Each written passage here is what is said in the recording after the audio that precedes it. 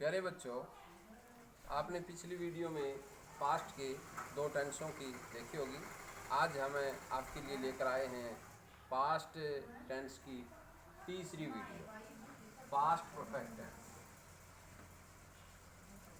आपने पिछली वीडियो पसंद आई होगी, पसंद आए तो लाइक करना और सब्सक्राइब करना न भूलें। आइए आप टॉपिक पर आते हैं। पास्ट परफेक्ट टेंस में आपको पहचान कैसे करोगे? आप पहचान हिंदी के वाक्यों में कैसे करेंगे? इस टेंस के हिंदी के वाक्यों के अंत में चुका था, चुके थे, चुकी थी आदि पाया जाता है। वाक्य के अंत में चुका था, चुके थे, चुकी थी ये मिलेगा। जैसे एग्जाम्पल है, राजू पुस्तक पढ़ चुका था। देखो, एक वचन सिंगुलर सब्जेक्ट है तो चुका था, प्लूरल है तो चुके थे, अगर आई सब्जेक्ट है तो चुका था।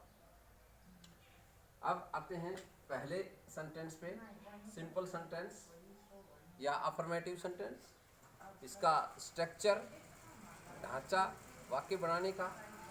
सबसे स्टार्ट में आता है सब्जेक्ट। सब्जेक्ट के बाद हेल्पिंग वर्ब, इसमें हैड ही है बच्चों। चाहे सिंगुलर हो सब्जेक्ट, चाहे प्लूरल सब्जेक्ट हो, हेल्पिंग वर्ब इसमें हैड का ही प्रयोग होगा।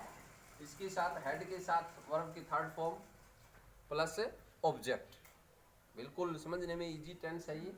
एग्जाम्पल देखिए, राजू पुस्तक पढ़ चुका था। हम जितनी प्रैक्टिस करेंगे टेंस हमारा उतना ही और अच्छी समझ में आ जाएगा। राजू पुस्तक पढ़ चुका था, सब्जेक्ट क्या है इसमें बच्चों? Raju. Raju helping verb had और रीड की थर्ड फॉर्म रीड ही होती है। Raju had read the book, book object होगी। लास्ट में फुल स्टॉप जरूर लगाएं, नहीं तो फिर वो वाक्य अनस्टॉप माना जाएगा, अनलिमिटेड, वो गलत माना जाएगा। वाक्य पूरा होने पर सबसे पहले तो हम कोई भी सेंटेंस करते हैं तो उसका पहला अक्षर कैपिटल लेटर बड़े अक्षरों में होना चाहिए, लास्ट में फुल स्टॉप होना चाहिए। अगर इंटरोगेटिव सेंटेंस है तो उसके लास्ट में इंटरोगेटिव साइन लगाएं।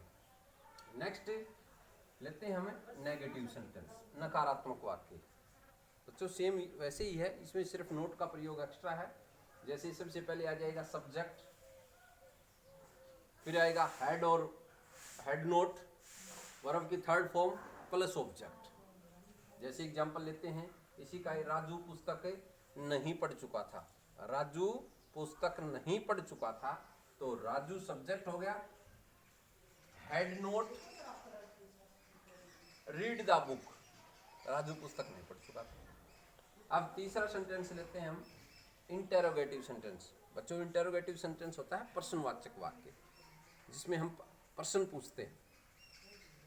इसमें स्ट्रक्चर, सेंटेंस का ढांचा किस तरह आएगा?